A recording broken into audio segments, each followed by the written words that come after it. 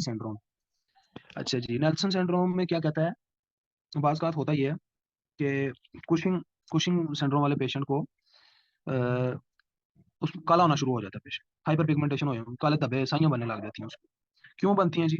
Enlargement of pre existing ACTH secreting pituitary adenoma after bilateral adrenalectomy for refractory Cushing disease. ठीक है, ACTH hyperpigmentation mass effect headache bitemporal hemianopia. होता यह है इस patient में कि इस पेशेंट में एड्रिनल ग्लैंड में ट्यूमर था जो कि कार्टिसोल बना रहा था। हमने क्या किया, हमने इस पेशेंट का ऑपरेशन किया, ऑपरेशन करके इसका एड्रिनल ग्लैंड निकाल दिया दोनों तरफ। ठीक है, हमने इसका, या फिर इसमें ट्यूमर कहीं पे भी था, लंग कैंसर था फॉर एग्जाम्पल इसको, ठीक है, तो इधर ट्यूमर था, ये वाला एसीटीएच बनाता था, एसीटीएच आगे एड्रिनल ग्लैंड पे एक्ट करता था, एड्रिनल ग्लैंड कार्टिसोल बनाता था, कार्टिसोल कॉम्प्लिकेशन पैदा कर रहा था। फिर भी हमने क्या किया, हमने इसका ऑपरेशन किया और दोनों तरफ एड्रिनल ग्लैंड निकाल दी। ठीक है, एड्रिनल ग्लैंड निकालने की वजह से कार्टिसोल का लेवल कम हो जाएगा, हाइपोथैलेमस देखेगा कि यार ब्लड में कार्टिसोल नहीं है, ये बार बार पिट्यूटरी को सिग्नल करेगा। ठीक है, पिट्यूटरी को जब ये सिग्नल करेगा तो ये करेगा कार्टिकोट्रोफिन रिलीजिंग हार्मोन से। ठीक है, कार्टिकोट्रोफिन रिलीजिंग हार्मोन, ये जो कार्टिकोट्रोफिन रिलीजिंग हार्मोन है ये पिट्यूटरी को स्टिमुलेट करता है, ना कि सिर्फ एसीटीएच के लिए, बल्कि मिलानो जो ना मिलानोसाइड मिलानोट्रोफिन हार्मोन के लिए भी, मिलानोट्रोफिन के लिए भी। ठीक है जी, मिलानोट्रोफिन क्या करेगा आगे हमारे बॉडी में जाके, जहाँ जहाँ पे मिलानोसाइट्स हैं उनकी प्रोडक्शन को तेज करेगा। मिलानोसाइट की प्रोडक्शन आपको पता है, मेलानिन पिगमेंट जो है ना वो ब्लैक इन कलर होता है। अच्छा, वो यहाँ पे मिल गई इधर, जो मैं पहले ढूंढ रहा था, इधर हमारे पास पड़ी हुई है।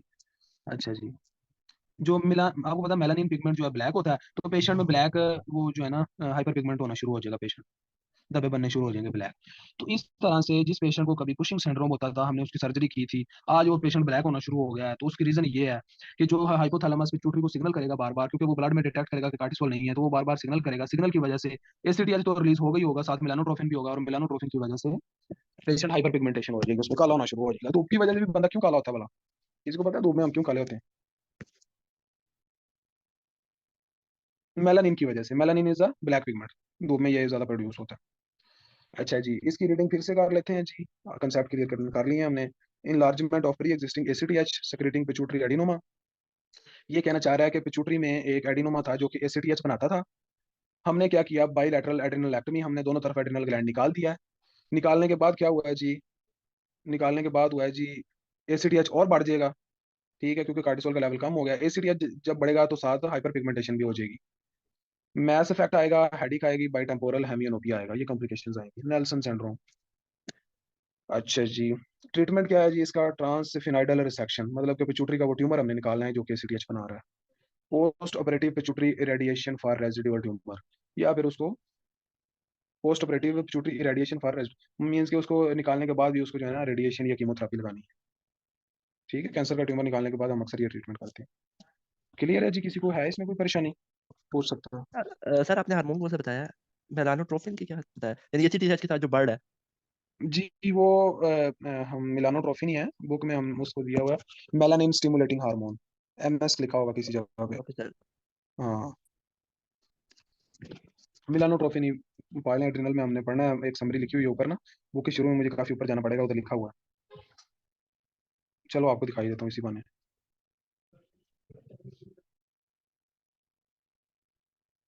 अच्छा जी, नेक्स्ट हमारा जो टॉपिक है ना, सॉरी बुक खुल रही है उतनी देर में आपको बता दूं, वो है ऐसी डिजीज जिसमें कार्टिसोल का लेवल कम हो जाएगा, उस डिजीज का नाम है जी एडिसन डिजीज। ठीक है, एडिसन की डेफिनेशन ये बनेगी, एड्रिनल इनसुफिशियंसी, मतलब एड्रिनल ग्लैंड प्रॉपर काम नहीं कर रहा। ठीक है जी, आपको बताता चलूं कि हमारा 2-3 दिन में ये सिस्टम खत्म हो जाएगा, मैक्सिमम 5 तारीख तक हमारा सिस्टम ये खत्म हो जाएगा, फिर इसके एमसीक्यूज करेंगे। और दूसरा ये भी बता दूं कि जो स्टूडेंट्स फीस भेजना चाहते हैं पर्सनली मैसेज कर लें, ठीक है, तो जल्द से जल्द वो ना फीस जमा करवा दें, क्योंकि अब तुम्हारा एक सिस्टम भी खत्म होने वाला है, अभी तक फीस नहीं आई है बहुत सारे बच्चों को।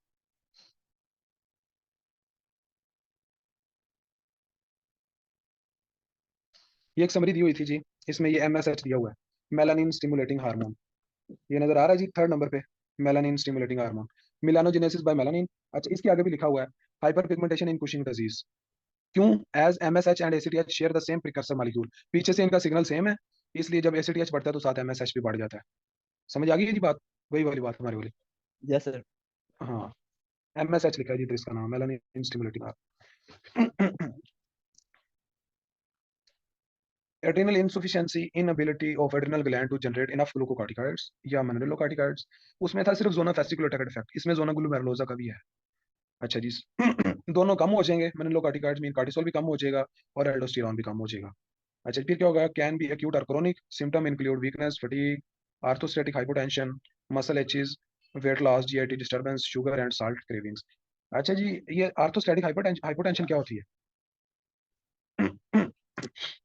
आर्थोस्टैटिक हाइपोटेंशन क्या होती है जी, कोई बता सकते सर ये बैठे बैठे जो उनका ब्लड प्रेशर लो हो जाता हो? लेटा हुआ पेशेंट अगर एकदम खड़ा होगा ना तो उसका ब्लड प्रेशर लो हो जाएगा। क्यों लो हो जाएगा? क्योंकि ज्यादातर ब्लड लेग्स में चला जाता है खड़े एकदम जब खड़े होते हैं। तो हमारा नॉर्मल एक मैकेनिज्म होता है जिसकी वजह से लेग्स लेग्स में जो वेन्स कंस्ट्रिक्ट करती है ना, आर्टरीज और वेन्स, तो ब्लड वापस ऊपर आता है, ब्रेन तक पहुंच जाता है। लेकिन जिसमें ये नॉर्मल मैकेनिज्म काम ना करे, खड़े होने के बाद उसकी जो है आर्टरीज और वेन्स एकदम से कंस्ट्रिक्ट ना करें, तो ब्लड टांगों में ही पड़ा रहता है, ब्रेन को कम मिलता है, हाइपोटेंशन हो जाती है, ठीक है, चक्कर आ जाता है। अच्छा जी, और इसमें बात ये एल्डोस्टेरॉन का फंक्शन आपको पता है? कार्टिसोल का तो हमने पढ़ा है ना, इम्यूनोसप्रेसेंट, एंटी इन्फ्लेमेटरी, हाइपरग्लाइसेमिक, और बहुत से फंक्शन हमने पढ़े हैं कार्टिसोल के। मनिलोकार्टिकॉइड जो है ना एल्डोस्टेरॉन, उसका जो फंक्शन है वो है साल्ट की रीअब्जॉर्प्शन किडनी से। तो जब साल्ट की रीअब्जॉर्प्शन नहीं होगी तो साल्ट की कमी हो जाएगी, यूरिन के जरिए से साल्ट निकल जाएगा, तो इसलिए इसने कहा है साल्ट क्रेविंग्स, ये लाइन लिखी हुई है ना, साल्ट क्रेविंग। शुगर क्रेविंग भी होती है ना, कार्टिसोल नहीं होगा तो हाइपोग्लाइसीमिया में जा सकता है पेशेंट, शुगर क्रेविंग भी होगी उसको। ट्रीटमेंट क्या है, ग्लूकोकार्टिकॉइड्स मतलब कार्टिसोल भी देना है उसको, मेनिलोकार्टिका मतलब एल्डोस्टेरॉन भी देना है, रिप्लेसमेंट, मतलब ये दोनों चीजें उसके ब्लड में रिप्लेस करनी है एज अ ट्रीटमेंट। आगे हैं इसकी टाइप्स। एड्रिनल इनसफिशिएंसी जो है ना, सर इसकी आगे types- जी जी बताएं। ये ऑर्थोस्टैटिक हाइपोटेंशन जी में जी, कोर्टिसोल का क्या यानी कमी की वजह से क्यों होती है ये? ये इसलिए होता है कि एक तो इस पेशेंट में वैसे ही ब्लड का वॉल्यूम कम हो जाएगा, साल्ट्स नहीं होंगे, साल्ट जब यूरिन से निकलेंगे साथ वाटर को बहा के ले जाएंगे, पेशेंट डिहाइड्रेटेड भी होगा, लेस इन साल्ट भी होगा। समझ आइए बात। जब ऑलरेडी ब्लड वॉल्यूम कम है या एकदम खड़ा होगा, उसमें से भी most of the volume legs में चला जाएगा, तो फिर इस ये पेशेंट आर्थोस्टैटिक हाइपोटेंशन में चला जाएगा। ओके ठीक सर। है। हाँ, क्योंकि एल्डोस्टेरॉन नहीं है, एल्डोस्टेरॉन जो है ना सोडियम की रीअब्जॉर्प्शन नहीं कर रहा किडनी से, जब सोडियम किडनी से बाहर जाता है साथ वाटर को भी भाग ले जाता है, तो डिहाइड्रेटेड होगा पेशेंट। प्राइमरी एड्रिनल, ठीक है जी, ये क्या है, ग्लैंड का फंक्शन। प्राइमरी का मैंने आपको बताया था कि at the level of adrenal gland, secondary का बताया था at the level of pituitary, ठीक है। टर्सरी अगर कहीं आ जाएगा तो वो आएगा at the level of hypothalamus, वो इधर है नहीं, ठीक है।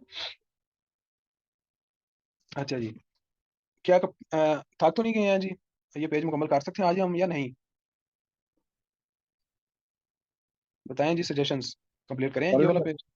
हाँ ठीक है जी, करते हैं इंशाल्लाह ना, आई एम फ्री। ओके, इसमें जी ग्लैंड लेस फंक्शन करता है जिसकी वजह से कार्टिसोल एल्डोस्टेरॉन दोनों कम हो जाते हैं। एल्डोस्टेरॉन किस जोन से सिक्रीट होता है जी? ग्लोमेरुलोसा। बिल्कुल सही है, ग्लोमेरुलोसा से। इसकी वजह से हाइपोटेंशन आती है, हाइपोनेट्रीमिक वॉल्यूम कॉन्ट्रैक्शन, मतलब low level of sodium volume contraction, sodium का लेवल लो होता है जिसकी वजह से ब्लड का वॉल्यूम कम हो जाता है। डॉक्टर साहब, वही आपका जो क्वेश्चन था वो बात इधर आ गई है, ठीक है। हाइपर कलीमिया, पोटाशियम का लेवल बढ़ जाता है, सोडियम का कम हुआ है, natremia mean hyponatremia mean low sodium, hyperkalemia mean high potassium, क्योंकि एल्डोस्टेरॉन का जो फंक्शन है ना वो सोडियम को रीअब्सॉर्ब करवाना है और पोटाशियम को निकालना है यूरिन से। तो जब एल्डोस्टेरॉन नहीं होगा तो पोटाशियम बढ़ जाएगा, ठीक है। मेटाबॉलिक एसिडोसिस मीन्स के हाइड्रोजन आयन जो है ना जी, वो रुक जाएंगे, वो नहीं निकलेंगे। सोडियम को रीअब्सॉर्ब करने के लिए हमें हाइड्रोजन आयन की कुर्बानी देनी होती है, रेनल सिस्टम में हम डिटेल से पढ़ेंगे। Skin mucosal hyper pigmentation. अच्छा, जब कार्टिसोल नहीं होगा, अच्छा ये मैं बोर्ड पे बता दूं, हमारे पिछले टॉपिक से रिलेट करता है। प्रॉब्लम है एड्रिनल ग्लैंड में, कार्टिसोल नहीं बना रहा। जब कार्टिसोल नहीं होगा तो हाइपोथैलेमस पिट्यूटरी को सिग्नल करेगा, जब पिट्यूटरी को सिग्नल करेगा, पिट्यूटरी एसीटीएच बनाएगा, साथ में एमएसएच भी बनाएगा, मेलानिन स्टिमुलेटिंग हार्मोन, जिसकी वजह से पेशेंट को हाइपर पिगमेंटेशन आ जाएगी, जो हमने पिछली डिजीज पढ़ी है यार, अभी अभी वही है।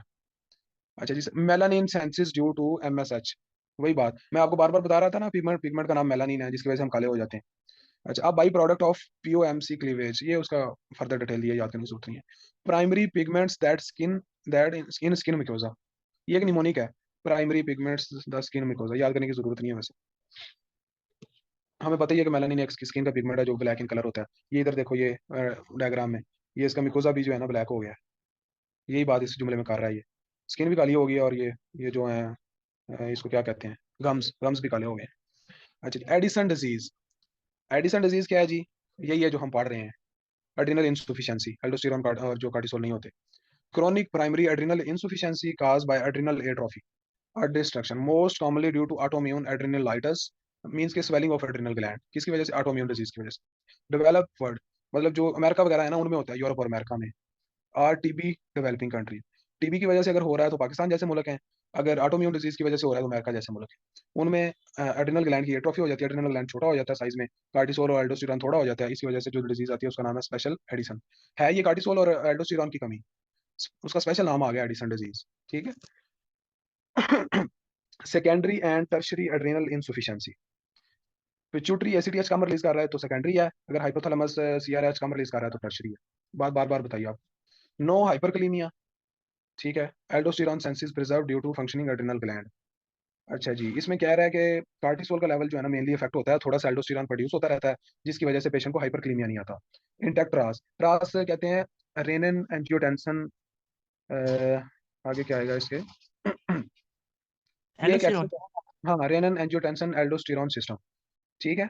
तो इसकी वजह, ये जो काम करता रहता है प्रॉपर, इसकी वजह से पेशेंट को एक तो ये हाइपरक्लीमिया नहीं आएगा, हाइपोटेंशन भी नहीं आएगी। सो जो जो कॉम्प्लिकेशन आएंगी वो कार्टिसोल वाली आएंगी, ठीक है ना, एल्डोस्टेरॉन वाली कॉम्प्लिकेशन नहीं आएगी। No hyperpigmentation, hyperpigmentation भी नहीं आएगी इसमें, ठीक है। अच्छा जी, secondary adrenal insufficiency is due to pituitary pathologies, ठीक है। ये डॉक्टर साहब जिन्होंने रास के बारे में बताया, थैंक यू डॉक्टर साहब, जेन से बात स्किप हो जाती हैं चीजें, ठीक है। Secondary adrenal insufficiency is due to pituitary pathologies, मैं आपको बार बार कह रहा हूँ, सेकेंडरी का मतलब ये है कि पिट्यूटरी के लेवल पे प्रॉब्लम है। Tertiary adrenal insufficiency is most commonly due to abrupt cessation of chronic steroid therapy, HPS pression tertiary from treatment. ये हाइपोथैलेमस के लेवल पे प्रॉब्लम है, कह रहा है कि ये आमतौर पे उस वक्त होती हैं जब एक पेशेंट बहुत ज्यादा स्टीराइड लेता है, वो स्टीराइड बार बार जो है ना हाइपोथैलेमस के पास से गुजरती है, हाइपोथैलेमस जो है ना अपनी क्रोनिक कार्टिकोट्रोफिन रिलीजिंग हार्मोन की प्रोडक्शन को रोक देता है, ठीक है। उसने रोक दिया परमानेंटली तौर पे, बार बार बार बार वही बातें, हाइपोथैलेमस परमानेंट तौर पे सीआरएच की एक्सक्रीशन को रोक देता है, और अचानक से हम उस पेशेंट को स्टीराइड देना बंद कर देते हैं। वो स्टीराइड की गोलियां जो रोजाना खाता था उसने अचानक छोड़ दी हैं, अचानक छोड़ने की वजह से उस पेशेंट में फिर कार्टिसोल की एकदम कमी आ जाएगी, ठीक है। ये बात वो इस फिक्रे में कहना चाह रहा है। आगे क्या है जी? अक्यूट एड्रिनल इंसुफिशियंसी, अचानक से एक दिन एड्रिनल इंसुफिशियंसी हो गया, आल्सो कॉल्ड एड्रिनल एडिसोनियन, ठीक है। ऊपर एडिसन डिजीज कह रहा था, इधर कह रहा है एडिसोनियन क्राइसिस, ठीक है। क्यों आते हैं? Often precipitated bye acute stressors that increase steroid requirements, body में कोई ऐसी इन्फेक्शन स्ट्रेस आ गई है जिसमें हमें कार्टिसोल की जरूरत पड़ गई है, और कार्टिसोल पूरा नहीं होगा, इस वजह से अक्यूट है। अक्यूट मतलब इन्फेक्शन हो गया कोई ना, जिसकी वजह से हमें कार्टिसोल की जरूरत पड़ गई है। अच्छा जी, in patient with pre existence adrenal insufficiency on steroid therapy, एक पेशेंट था जी, वो उसमें ऑलरेडी कार्टिसोल कम था, उसको कार्टिसोल की जरूरत पड़ती थी। अब उसको क्या हुआ है, उसको साथ बेचारे को एक बीमारी लगी है टीबी जैसी, ठीक है। अब इन्फेक्शन हो गया उसको, इन्फेक्शन की वजह से और मजीद कार्टिसोल कम हो जाएगा, तो मतलब कि उसमें अक्यूट प्रॉब्लम आ जाएगी। May present with acute abdomen, nausea, vomiting, alter mental status, shock, ठीक है। ये कॉम्प्लिकेशंस आएंगी इसमें। Waterhouse Frederick Friderichsen syndrome, ये एक सिंड्रोम है जी। क्या है ये? बाईलैटरल एड्रिनल हेमरेज होता है, ऑफन ड्यू टू मेनिंजोकोक्सीमिया। अच्छा, ये होता है बेसिकली क्या है? मेनिंजोकोक्सीमिया बैक्टीरिया है जो कि ब्लड में पहुंच जाते हैं, सीमिया मीन ब्लड। मेनिंजोकोकाई बैक्टीरिया जब ब्लड में पहुंच जाए तो वो जब गुजरते हैं ना एड्रिनल ग्लैंड पे, एड्रिनल ग्लैंड की वेसल्स को वो रप्चर कर देते हैं इन्फेक्शन की वजह से, वो जब वेसल रप्चर होती है उधर हेमरेज हो जाता है, जो ब्लड एड्रिनल ग्लैंड को मिलना था वो साइडों पे बिखर गया, ठीक है, ग्लैंड को ब्लड नहीं मिल रहा। इसकी वजह से क्या होता है? May present with acute adrenal insufficiency, adrenal gland एकदम काम छोड़ देगा क्योंकि उसको ब्लड सप्लाई नहीं मिल रही। फिर क्या होगा? Fever, petechiae and sepsis.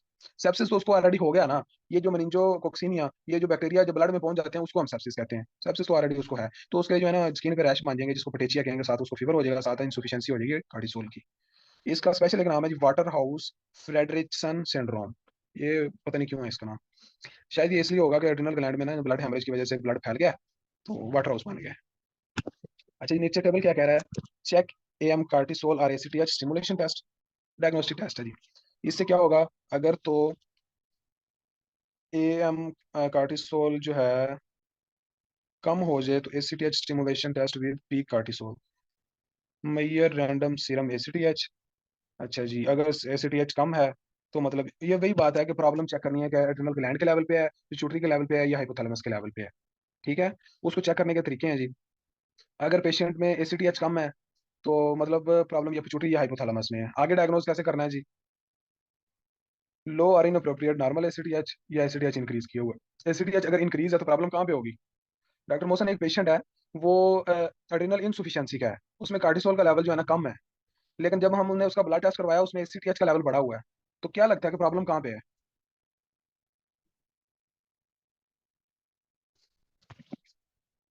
Doctor Mohsin या डॉक्टर अब्दुल कबीर?